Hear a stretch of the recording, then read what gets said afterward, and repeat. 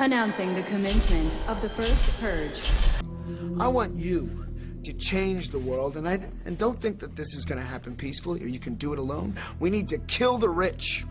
You get out there, you use your weapons, and you rip Washington apart. You hunt down the billionaires, the bank bosses, the CEOs, the scumbags, and the liars, the governors, the lobbyists, the senators, because they're all the same, and you hang them.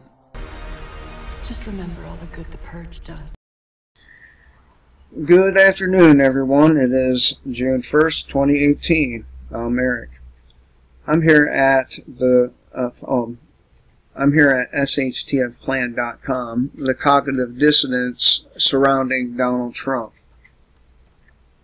And this comes from altmarket.com, written by Brandon Smith.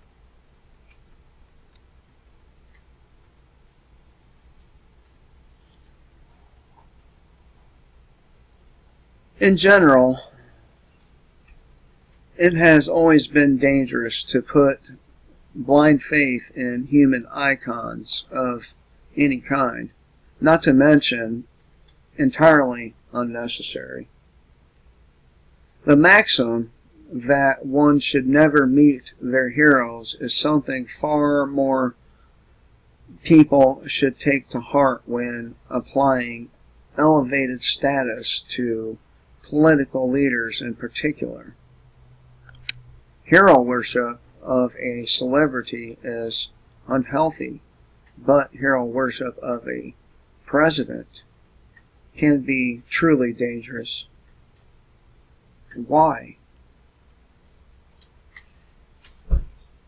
Because political power relies mostly on human capital.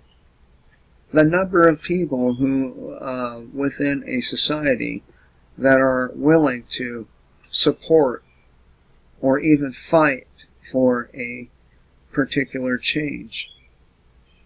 Swaths of citizenry can be wielded by politicians with ill intent, like a weapon to create the illusion of consensus and dramatic reversals in cultural principles. These changes usually tend to involve more control for government and less freedom for the public, and can last for generations.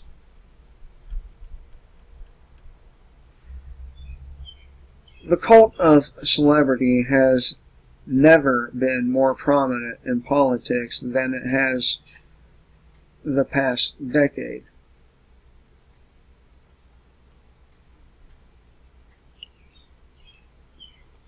Starting with Barack Obama, something changed in the American view of presidential leadership. With Obama, there was an element of naive admiration that leftists largely embraced. Obama was more than a president. He was an idol. Unfortunately, I am also seeing some of the same behavior in elements of the conservative population when it comes to Donald Trump. There are many reasons for this. First,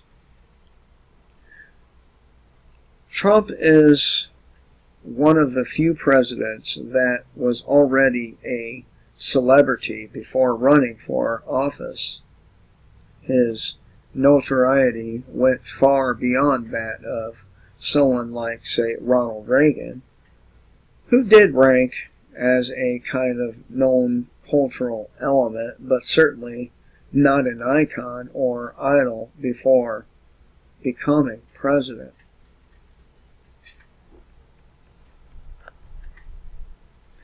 Second, Trump rode the wave of a backlash movement against the far left, which is now, by every definition, fully invested in cultural Marxism if not economic Marxism. For many people, Trump represents the movement, or moment, rather, America was saved from imminent destruction by an insane ideology. In fact, I would say Trump's popularity was directly proportional to the moderate public's disgust with social justice fanatics, people who believe that sabotaging a culture from the inside, breaking it down through deliberate crisis, and then replacing its core principles with their own is an acceptable strategy.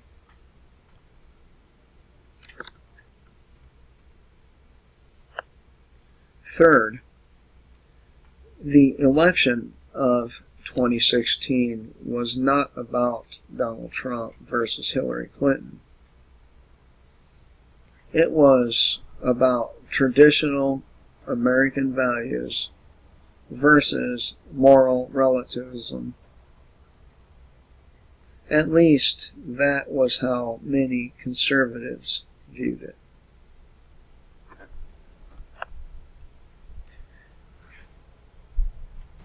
Some people may argue that Trump earned his election win by bravely taking on the establishment and the hard left when no other candidate would. This rebellion remains to be seen, but the notion is powerful and people take it personally. Trump, or Trump cheerleaders, react with disdain when any critical tone is applied to his behavior. In their mind, only evil leftists are critical of Trump, and if you are on the political right, then you better be towing the line.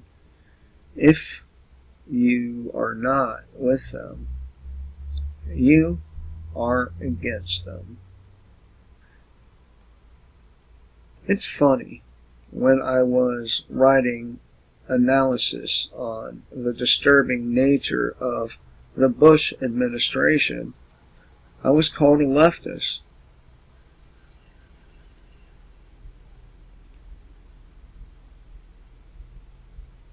When I went after Barack Obama, I was called a far-right extremist and a potential racist.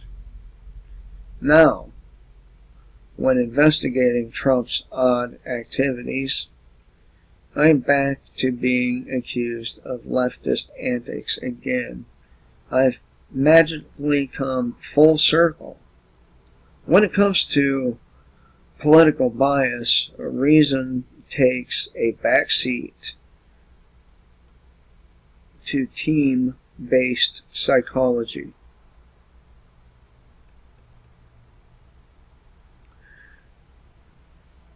Trump's win, of course, had nothing to do with his validity as a candidate, nor did he create his own following. His following was prepackaged. The rage against social justice and leftist absurdity was already vast.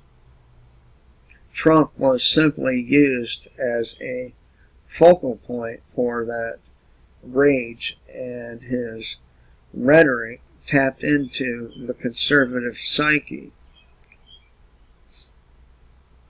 He said most of the right things during his campaign. Whether he actually believes in those things is another matter.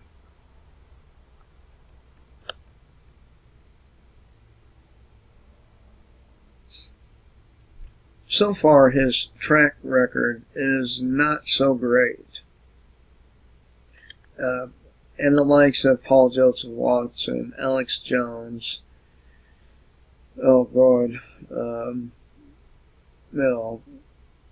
Fox News, and so many others are spouting this idea. But he has failed to keep most of his campaign promises, and his track record as far as being a pro-freedom candidate, individual, or president is terrible.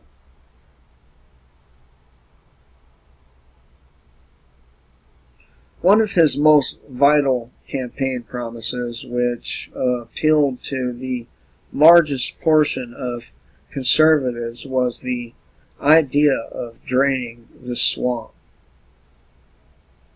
What is the swamp?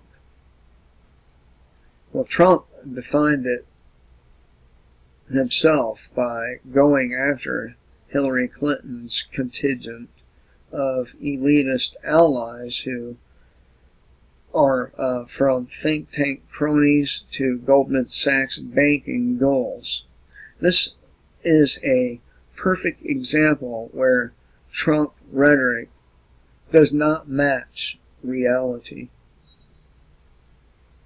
By Trump's own definition, he has actually added to the swamp rather than draining it. Trump's cabinet is loaded with an assembly of elitist freaks that should have been regulated to a carnival sideshow.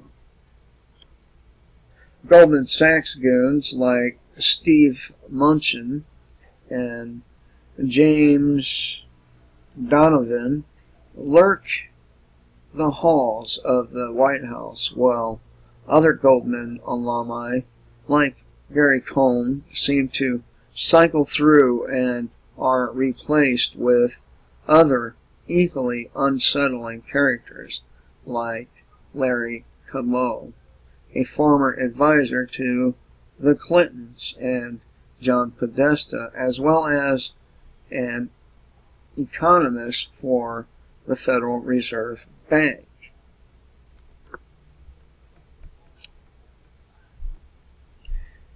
You have Mike Pompeo, Secretary of State, and a rabid supporter of mass surveillance of the American people. There's Gina Haspel, a CIA director wrapped up in numerous torture scandals. And let's not forget about John Bolton, National Security Advisor, Council on Foreign Relations member, and one of the chief architects behind the aggressive U.S. war policy in the Middle East since George W. Bush's administration.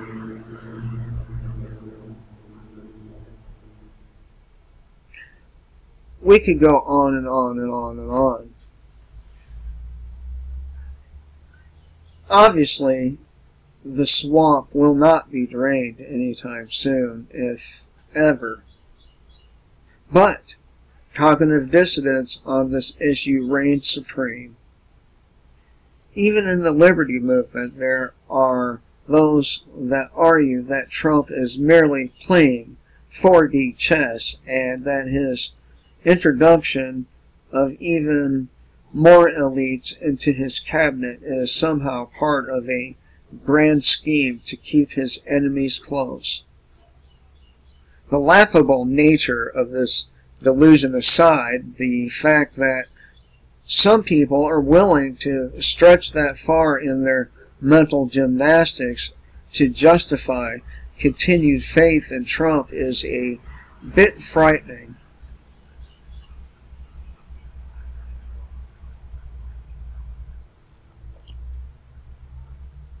I have also witnessed a growing and disturbing trend of leader worship when it comes to Trump's pursuit of the international trade war.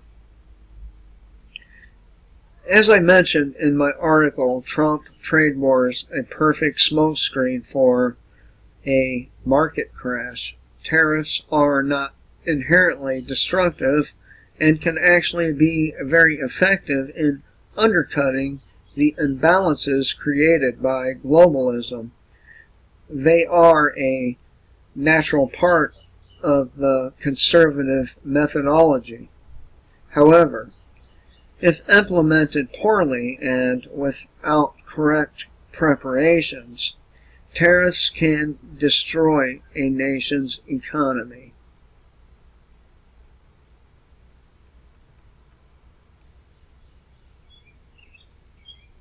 With all the rah-rahs and porns from the Trump devout, you would think that America's economy is virtually invincible under his watch. I'm sorry to say that this is not the case. The fiscal instability of the U.S. is still very much a thing, and nothing has improved under Trump. Given he has not been in office very long, but most of our economic problems cannot be solved by any one president regardless of their time in office. This problem stemmed from the power of the Federal Reserve to prop up or sabotage our system at will, and the ongoing presence of elitists within our government. Trump appears to have no intention of ever going after the Federal Reserve, and as mentioned earlier, he has invited a gang of elitists into the White House. Fiscal improvement is now impossible.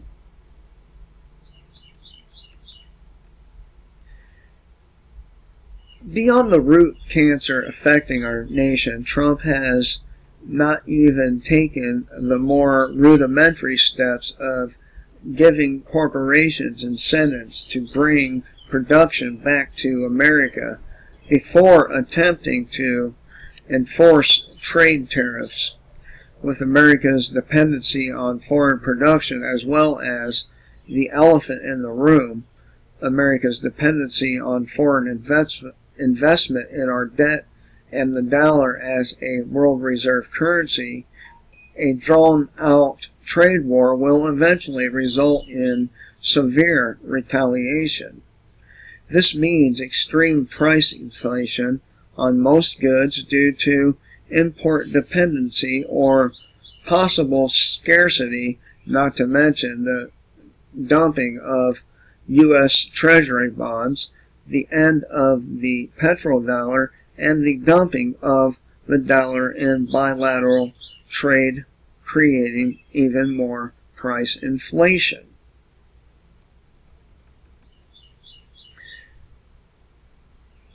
America looks rather hypocritical, crying foul on unbalanced trade while we benefit from the greatest trade imbalance of all time, the world reserve currency. If you think that the dollar will not be a target in the trade war, then you're gravely mistaken. I've heard all the naive arguments before as to why a negative trade war outcome is supposedly impossible, and countered each of them in the article linked above. But the pressure to support Trump without taking a skeptical position is high.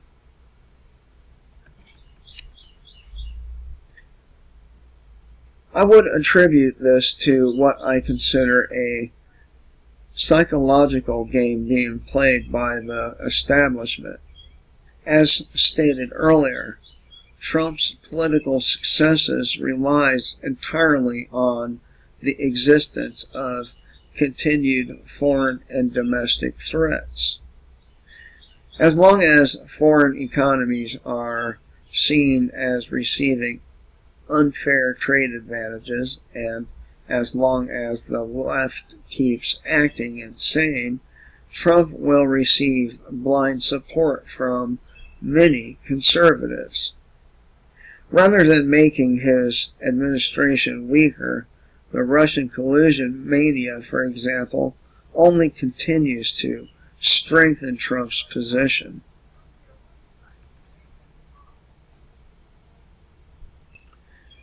The idea that the deep state is after Trump is an illusion.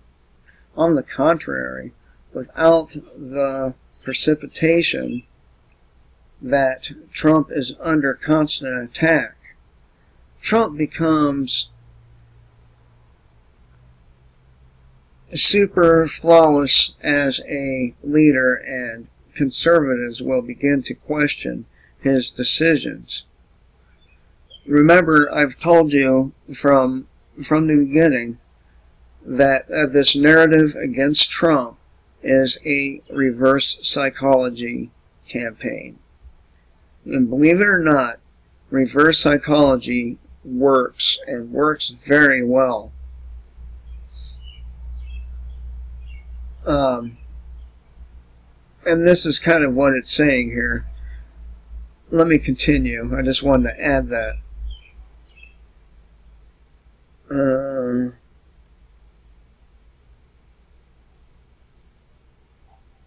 The establishment actually helps Trump's image by continuing the Russian farce, just as the constant attacks by establishment-controlled media made Trump a 24-hour news phenomenon and propelled him into a new level of celebrity status during the election. One could argue that perhaps the establishment is unaware of this dynamic. I think not. The manner in which they track social trends through web analysis is rather precise. Though I know it will twist the panties of quite a few people, I would suggest that the establishment prefers to have a Trump administration in place. Look at it this way. Conservatives will cry foul for the remainder of Trump's first term, all based on the false premise that Trump is going to be impeached or sabotaged at any given moment. I remember all the claims before the election when I predicted a Trump win that the establishment would never allow him to enter in the Oval Office. After his election, the same people argued that he would never make it to the inauguration. Now they argue that the so-called deep state is going to try to bring Trump down before he reaches the end of his first term. And of course, this is nonsense. It's all bullshit. And Alex Jones and the rest of them, they're fucking traitors for feeding this narrative.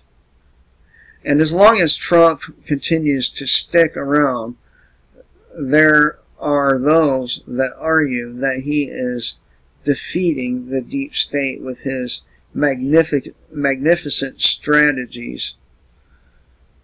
You see, the cognitive dissonance circle is infinite.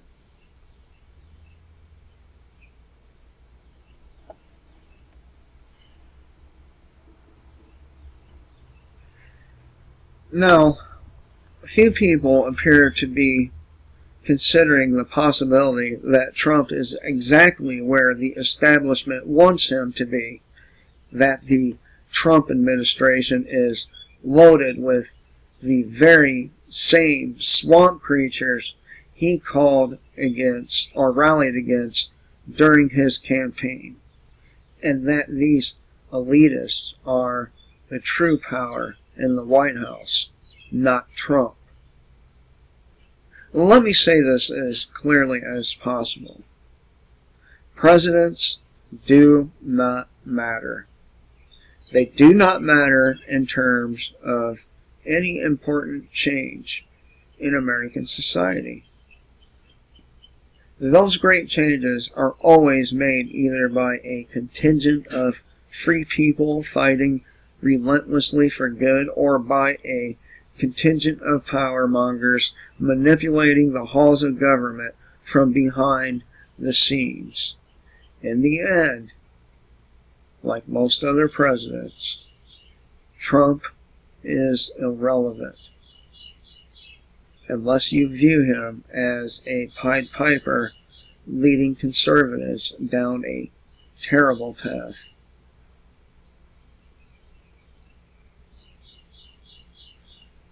I will leave a link in the description box below. Allow me to point out that it does not matter who it is in the office. Your president is selected, not elected. Your rights are an illusion. The fact that you think you vote is an illusion.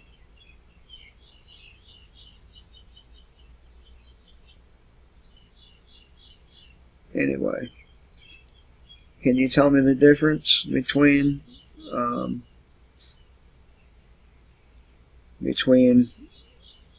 Republican supporters and Democrat supporters?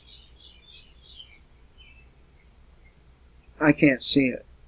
I mean, I see the difference in ideologies, but the actual difference between them, they all act the same.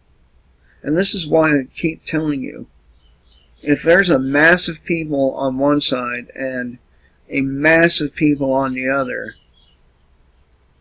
you shouldn't follow either one of those, and you should follow your actual conscience.